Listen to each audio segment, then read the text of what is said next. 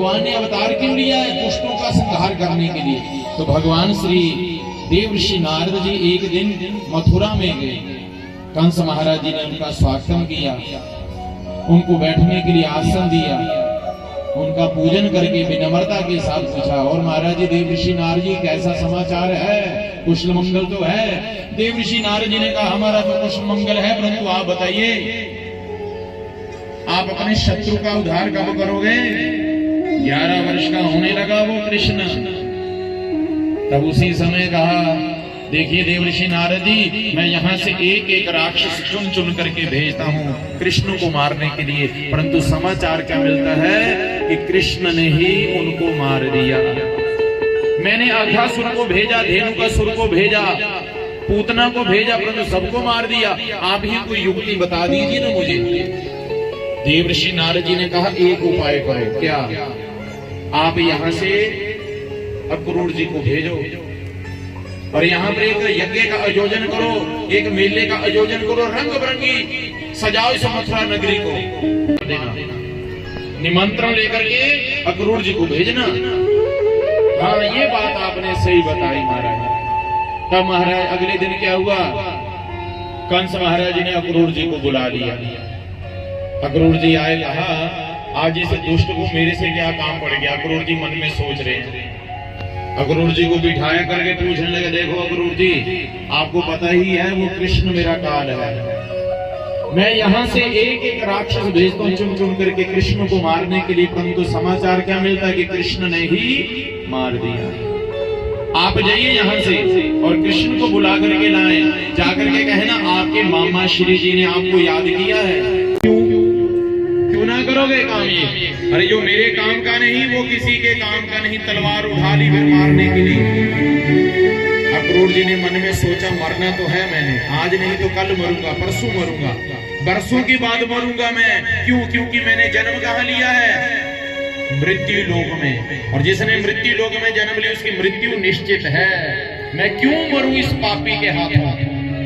मैं भगवान के दर्शन करके ही मरूंगा। अक्रूर जी तैयार हो गए जाने के लिए, सुबह मान गए, और जब चले महाराज रथ में बैठ गए। बैठते उनकी समाधि लग गई। जो घोड़े बांधे थे ना रथ के आगे, घोड़े अपनी मर्जी से चल रहे हैं। जब उनकी मर्जी हो जब रुक जाए। सुबह से चले हैं, शाम को पहुंचे जाकर के वृंदावन धाम में,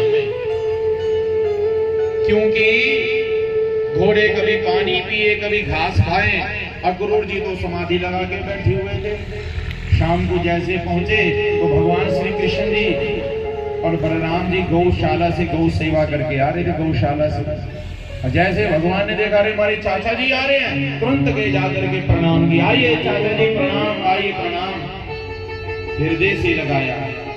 और चाचा जी कुशल मंगल है मथुरा में? सब बोले सब कुशल मंगल तो है, परंतु मैं विशेष काम से आया हूँ, ये निमंत्रण पत्र भेजा है आपको, आपके मामा श्री जी ने आपको बुलाया है मथुरा में।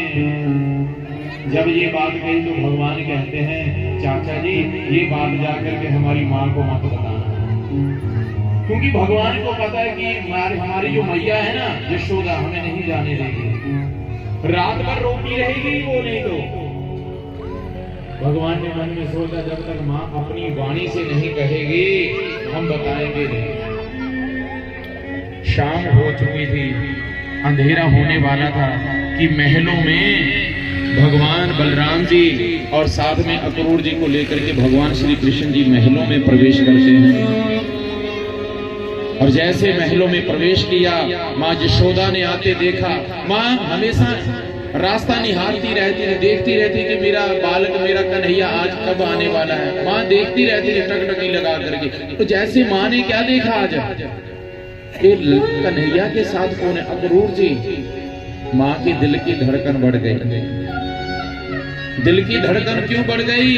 क्योंकि जब भी कोई मथुरा से आता है मेरे कन्हैया के जीवन में संकट जरूर आता है, क्योंकि मथुरा से ही तो पूतना आई, मथुरा से ही तो अघासुर आया, मथुरा से ही धेनुकासुर आया, बकासुर आया।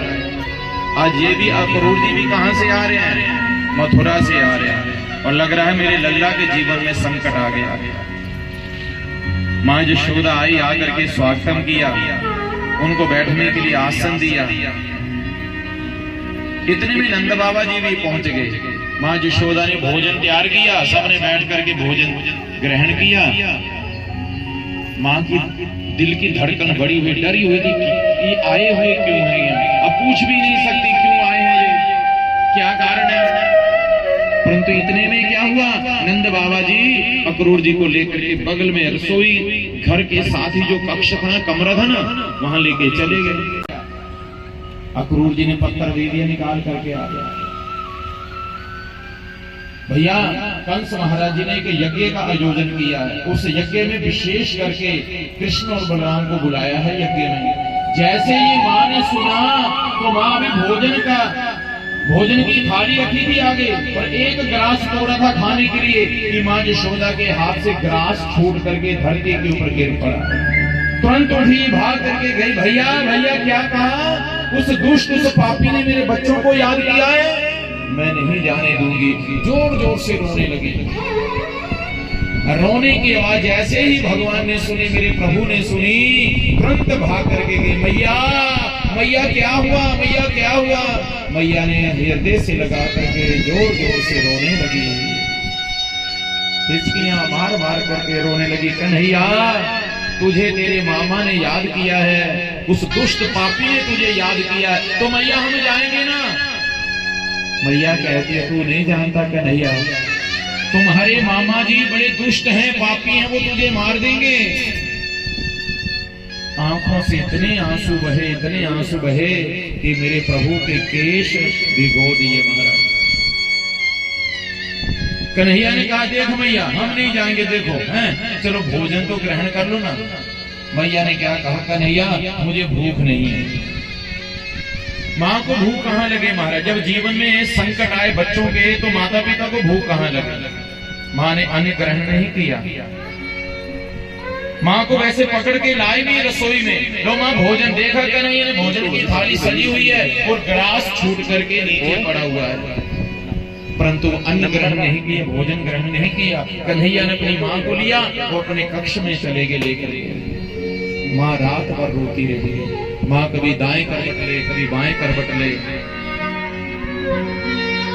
रात बीत गई, रोते रोते साथ बांध दिया था, कहीं उस बात को बुरा तो नहीं मान लिया। ले कन्हैया मैं तेरे आगे कान पकड़ रही हूँ, हाथ जोड़ रही हूँ, कन्हैया मुझे क्षमा कर देना। जब ऐसे कहा ना तो कन्हैया भी हिचकियां मार मार करके रोने लगे, कहने लगे मैया तू मेरी माँ है। और माँ बालक चाहे 40 वर्ष का हो जाए, चाहे 80 साल का हो जाए, माँ के अंदर इतनी शक्ति है वो अपने बालक के, अपने पुत्र का कान भी पकड़ ले। है तो मेरी माँ है। और कई बार ऐसे होता भी है माताओं, चाहे आपकी आयु जितनी मर्जी बड़ी क्यों, आप कमजोर नहीं है और माँ कई बार कान पकड़ ले तो आप क्या कहते, माँ छोड़ देना कान। अरे बेटा तेने ऐसा क्यों किया है। कन्हैया कहे तो मेरी माँ है, माँ मुझे बुरा नहीं लगा। कन्हैया तो मुझे छोड़ करके तो नहीं जाएगा ना। देख कन्हैया इस संसार में कोई नहीं है तेरे सिवा मेरा। माँ को पता है ना कि मैं अपने बच्चे का पालन पोषण कैसे किया है। वो बालक आपका भी है, चाहे हमारा कोई भी बच्चा बालक है, रात को 10 बार जागे माँ, 10 बार जागे। पास में बैठा पिता हो ना, वो कई 1 बार जागेगा, 2 बार जागेगा, फिर भी बच्चा किसके पास शांत होता है, चुप होता है, माँ की गोद में। परंतु दुख कब लगता है माँ को, जब माँ की बात नहीं सुनता उसका बेटा, माँ के साथ झगड़ा करता है। माँ से क्या कहता है बेटा आजकल का, माँ तुझे पता नहीं लग रहा है, ये माँ वैसे नहीं होगा वैसे, माँ रोती उस समय। इसलिए मैं सबसे एक प्रार्थना करना चाहता हूँ, माता पिता के साथ कभी झगड़ा नहीं करना चाहिए। माँ प्रसन्न है तो नारायण भगवान प्रसन्न है।